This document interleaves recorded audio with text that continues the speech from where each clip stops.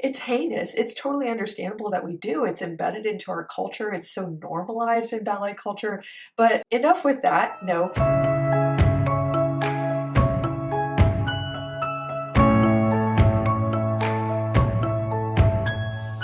Hey dancers, it's Kirsten. Welcome back to the Confident Dancer YouTube channel. Today I'm actually making a video about confidence. I feel like it's about time I just make a video just with like 3 points about how to boost your confidence as a dancer, because the subject of confidence weaves its way into not only just about every video, but my entire career. Yet, so many people ask me in my DMs on Instagram, like, do you have a video about how to boost your confidence? And I realize I haven't made that many specifically targeting the subject. So that is what this video is all about. As I'm sure you can see, I'm going to share with you 3 tips on how to boost your confidence as a dancer. And I know that I have 100 million more tips I could share, but these are a fantastic starting point, and I hope that you really enjoy putting them into action and seeing the results for yourself. Also, I will say that I do have an older video on the 3 lies about confidence that keep us from having it. I'm going to link that in the cards and then also in the description, hopefully, if I remember. And I really suggest you do watch that video, because one big thing that I commonly address when I speak to groups of dancers or I work with dancers individually as a high performance coach is that there are often lots of lies and misconceptions about what it means to have confidence, what qualifies you to have it, how you get it, that block dancers from having it. So that's what that video is all about. I suggest you watch that after you watch this one.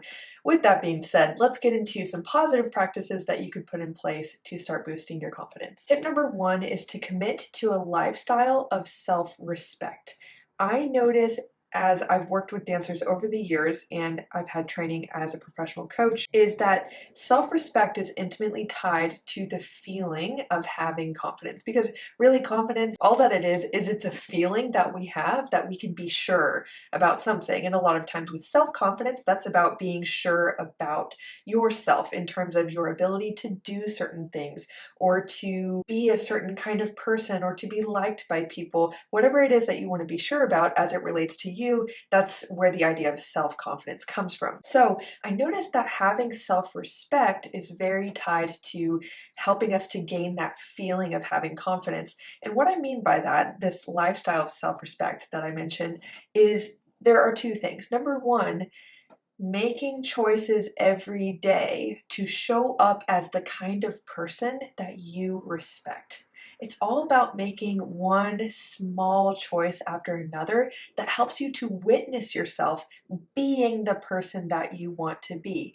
Now, I think it's so important to add the caveat that it's really important to start small. If the first thing you choose for yourself is, okay, the kind of person I want to be in order to respect myself is a prima ballerina, which obviously is an exaggerated answer, but I want to bring that up because if you make the image, the ideal self-image, so big, so out there and far away from yourself in terms of the action you need to take to get there and the amount of time it would take to get there, is the challenge of that is you'll start to perceptually get so focused on the space between where you feel you are and where you want to be. And the more you put yourself in a position to focus on that gap, the more you'll just feel defeated and give up, which is totally understandable. So one thing I always help my clients do as a coach is to start in a way that feels empowering, motivating, and manageable. I don't even like to say start small, because these things that we call small are actually huge.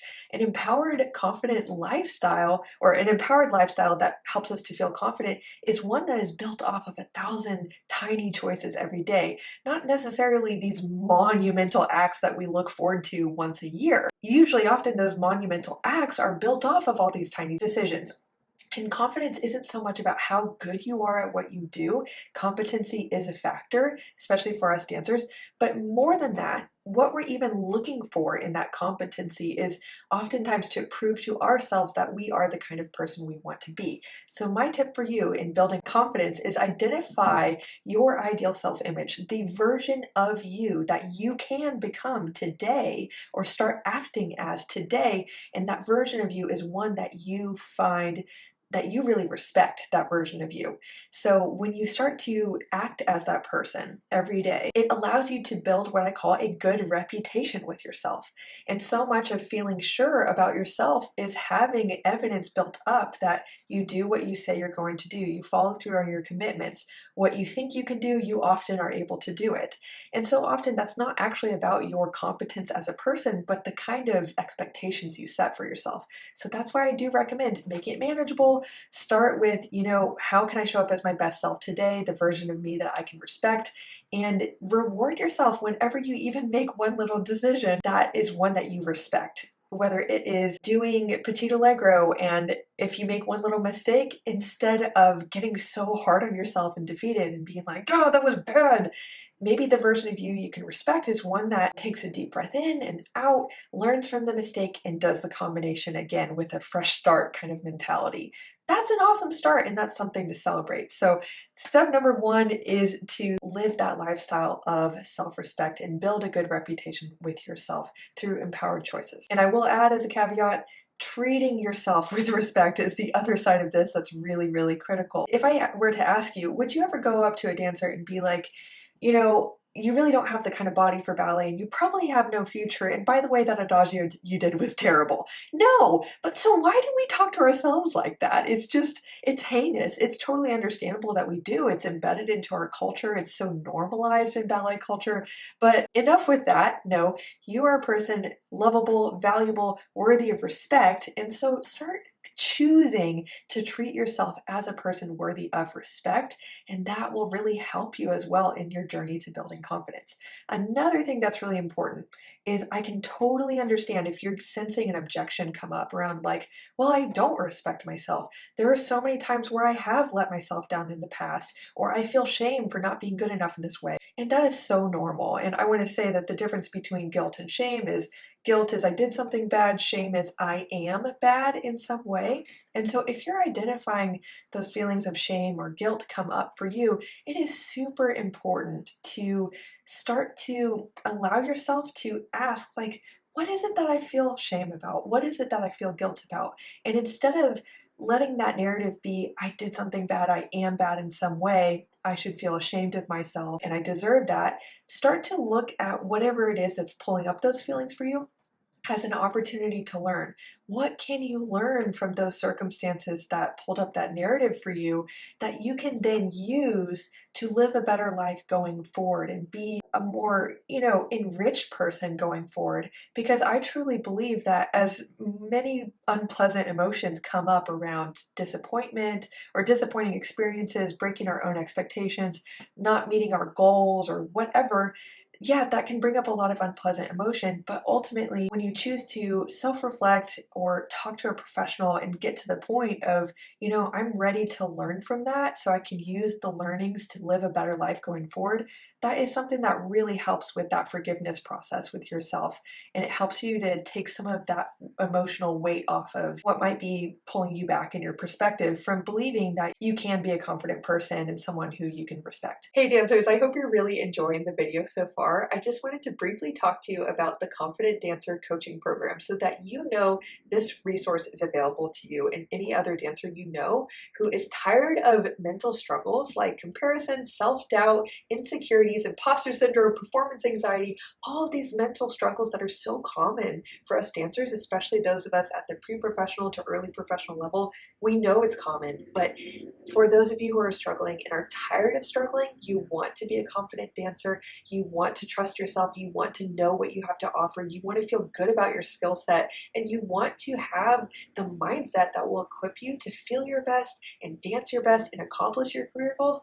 Y'all, that is what this program is about. That is why I designed it, and it is designed specifically with dancers' desires, needs, and goals in mind, so that you have support from a professional who's not only qualified as a coach and as a trainer of neuro-linguistic programming, but also with someone who has a background as a professional ballet dancer and who understands what you're going through, who understands what you want, so you don't have to explain yourself. You feel understood and supported by a professional who knows how to help you get to where you want to go.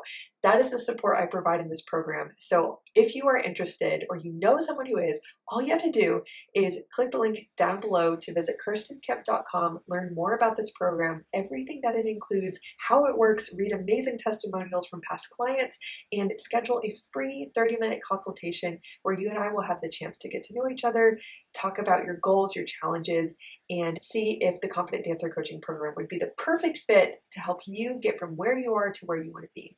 So I can't wait to meet with some of you. Again, apply for that free consultation. It's no strings attached. See if it's going to work for you, and go ahead and apply now because spots are limited each month to only 5 dancers. So apply now. Can't wait to talk to you, and let's get on with the rest of the video. Tip number 2 is to adopt an empowered attitude, specifically in this way. Know what is important to you and make decisions based off of those values every single day. And I'll break down more of what I mean by that.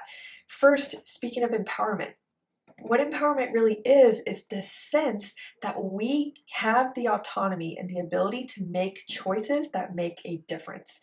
The more that we are saying, I choose to, I want to, I will, I can, versus I can't, I have to, I should, things like that, the more we will be stepping into that empowered attitude of being the cause of what we want to create versus being at the effect of external circumstances. Now, I do want to clarify that we are constantly surrounded by external circumstances which we are interacting with, and we will be affected and feel affected sometimes, and that is totally okay in your initial reaction. However, as each of us have this one life to live, it's always important to notice your reaction and turn it into a response of, what am I going to do about it? How do I want to interpret this circumstance? How do I want to choose to move forward based off of what's going on, what I learned, what's important to me? So I talked about empowerment and making empowered choices.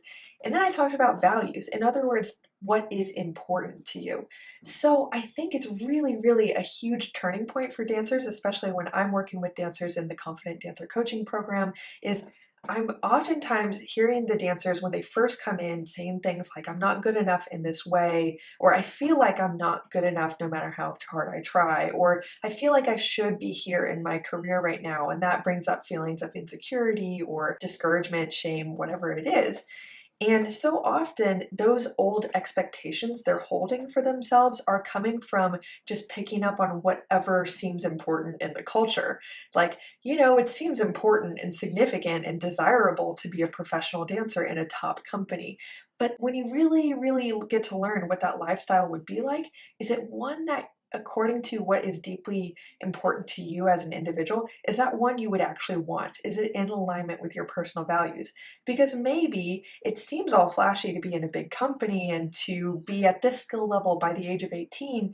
Sure, maybe it seems desirable according to what you see in other people's lives, but maybe their personal values are more in line with that lifestyle. It could be one of accomplishment or achievement. Maybe that's a high value for them. Feeling of hard work and personal sacrifice. Maybe that's something for them. Versus if you have a personally very, very strong value for personal freedom and creativity, maybe a smaller company in which you have more opportunities to do something like choreograph or dictate your own schedule or have more of a life outside of ballet. Maybe that would be more important to you and more personally fulfilling.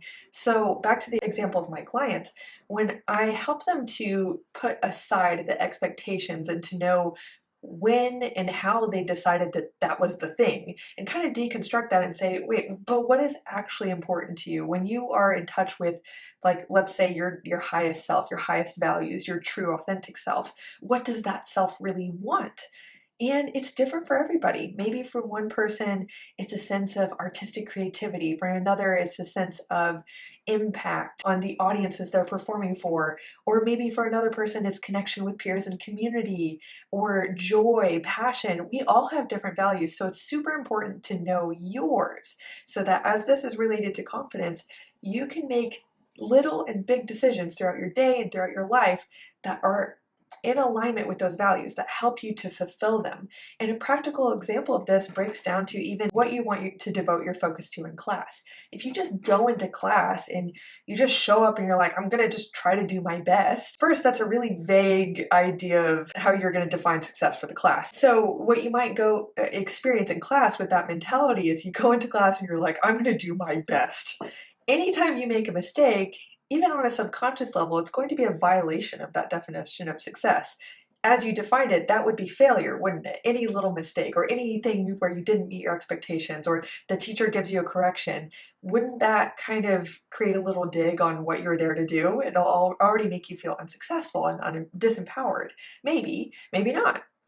But maybe after a couple mistakes, you'll start to get a little aggravated. Versus if you know what's important to you. Like for me, one of my highest values as a person is growth. Personal growth is huge to me. I love it. When I feel like I'm growing and I'm learning, I am thriving. When I feel like I'm stuck, I am not thriving. Quite the opposite. So when I go into class and I know that what's important to me is growth, even when I make a mistake, if I learn from it, or I don't even have to consciously learn from it, like, oh, what I learned is I'm leaning back in my pirouette. What I could even do is, the growth opportunity for me today is self-acceptance for where I'm at right now. And every time I make a mistake, it helps me to grow because it gives me a chance to respond graciously to that mistake and just move on.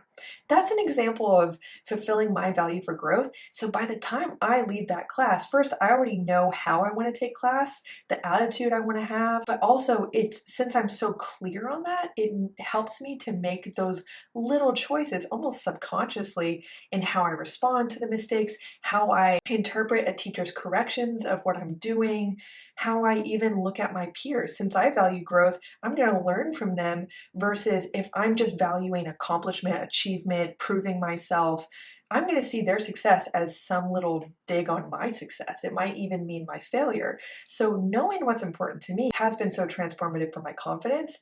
And I know that it will for you too, because again, tying into that first point, the more you witness yourself making empowered decisions and following through on what you say you want and what you say you want to do, the more you start to build that reputation with yourself of, I can do this. I can have the kind of experience that I want. I am in charge of my experience in this life. Maybe a lot of times I'm in control of my results, not always, okay, but I am in control of my experience too. That is something that brings me profound confidence as a person, and I know it will for you too. Point number 3, to finish this out, know that confidence is so wrapped up in the perspective that you choose for yourself. Confidence is a feeling, like I talked about before. And what is it that creates certain feelings in us as we go through life? It is how we are seeing and interpreting the events of our lives, what we see in the mirror, what we think and feel in response to a teacher's corrections, what we think and feel and how we respond to casting and whatever. It's all a matter of perspective. It really is. And so when we choose the perspective, for example, that in order to feel confident, I need to have a company contract, or in order to feel confident, I have to be certain that I can do this difficult movement. If you choose to believe those things will feel true to you. You will make choices that are in line with that perspective. In other words, acting as if they're true, and then they become self-fulfilling prophecies. If you believe truly, if you choose to see this and believe this, that in order to feel confident, you have to be the best in your class, then you're going to be waiting to have that feeling come to you until you feel like you're the best. But then anytime a new person comes in, you're automatically not in control of how they dance. And what if they seem a little better than you? That's going to threaten your confidence. So it's not even really authentic, sustainable confidence. If you choose the perspective that, for example, you don't have to be the best one in the room to feel sure about what you're doing. You don't even have to feel sure that you're the best, sure that you can do every combination perfectly. Part of building confidence is also learning how to embrace, we could say, uncertainty. It could be mystery, the unknown, possibility. I love that reframe. Instead of uncertainty, it's possibility. Yes, there's a possibility that there could be a double also turn in a combination and you might not do the double. Sure, but is it also possible you'd learn from it? Is it also possible that it's okay if you make the mistake, if you just move on? Is it possible that you also do the double? But is it okay that you're not totally sure? It can be, as long as you think it's okay to be not totally sure and just go for it anyway. So in all of this, realize that you get to choose your perspective, and your perspective is going to inform how you feel, the choices you make, and the results you get. So some perspectives that I really have benefited from in my journey to developing confidence is, instead of the perspective of, like, I used to be really wrapped up in the perspective that mistakes are not okay. But also I had this belief from seeing myself make mistakes so many times, because I was constantly psyching myself out, crumbling under pressure. I also had the perspective that there was so much pressure, which partially was true in the environment that I was in, but also a lot of the pressure was coming from me. I was putting it on myself, and I was freaking out so much because the perspective I chose was that mistakes meant that I was a bad dancer. Mistakes were humiliating to me. And so instead, when I started to choose the perspective of the, like, well, what if we just try the experimental perspective of, I can always learn something, I can always grow, even the perspective that a combination isn't over until it's over, you know? I used to make a mistake in the first 8 count or something and be like, it's over. And I would feel so defeated. And then that would just make me feel worse and worse and worse as class went on. But when I chose the perspective of, it's really not over until, you know, the combination's actually over. So everything after that is full of possibility. Everything after that movement, I can always make something from it. It was the I can kind of attitude. And I didn't have to be so certain that I can do the whole thing perfectly, because I would feel insecure about that belief, because I don't think it's very realistic of an expectation to have for myself. When we're playful with our perspective and we find and choose our perspective each day in each class or in response to each circumstance, when we choose our perspective thoughtfully, we can also have tremendous influence over how we feel about what we're experiencing. And then, like I said, we often make choices out of not what we think, but how we feel. That's often what we act out of. So no matter how much, if you're trying to like cultivate confidence by being like, I can do this, I can do this, but you don't feel that, it's the feelings that are probably contributing to and creating the experience you're having right now, not so much the thoughts. So work with the feelings by cultivating a perspective that triggers feelings for you that are empowering, and then you'll start to be able to act that out, experience results in alignment with that, and that's a journey of building confidence. Now, to finish up this video, I do want to say that confidence is, like all these things I talked about, I spoke so much about making choices, all sorts of choices that contribute eventually to this building up of confidence. You don't have to expect this today. You know, confidence doesn't happen by looking at yourself in the mirror and being like, you can do this, and then you feel confident the rest of your life. That's not how it works. Confidence also isn't something that you have or you don't have. That is a bogus fixed mindset right there that I'm so passionate about eradicating that. Like, just like so many dancers look at what they're able to do now and they're like, I'm not a good turner, or I am a natural jumper. It's like, no, we can always grow. We are humans created to grow and change and evolve throughout our life. And the more we choose that fixed mindset of, I'm not a confident person, or I'm not an adagio type dancer. Sure, if you don't want to be an adagio type dancer, that's okay. You don't have to grow into that person. But if, for example, you want to be confident, realize that even the belief that it's something you build over time and anyone can build it, that is already so empowering. It's not something you have or you don't have. And a huge part of building confidence is through those 3 tips that I gave you, you will eventually build evidence with yourself, in a history with yourself that you can look back on and be like, I can trust myself. You know what? I can do this. But it comes from those 1,000 little decisions every single day for enough days until you kind of are like, you know what? I got this. It's fine. So give yourself time. Give yourself time. And this can be a really fun, empowering journey too, in which you realize you really can change your life through simple things like this. And no, these aren't quick fixes. And that's actually how real life works. It's an exciting journey of making a bunch of decisions and then getting to look back and surprise yourself with how far you've come. So the more you're willing to be that tortoise versus the hare, if you know that old story. If you're willing to play the long game and delight in the process of making those decisions for yourself every day, if every day is a discovery for you rather than I have to prove myself, it'll be exciting, it'll be doable for you, and you're going to make so much progress in how much confidence you feel. So that is the little roadmap I wanted to give you today. I hope that it was really, really, really helpful for you. I would love to hear what you think in the comments, and stay tuned for new videos coming every week. Subscribe if you haven't already, like this, and I'll see you next time. Bye!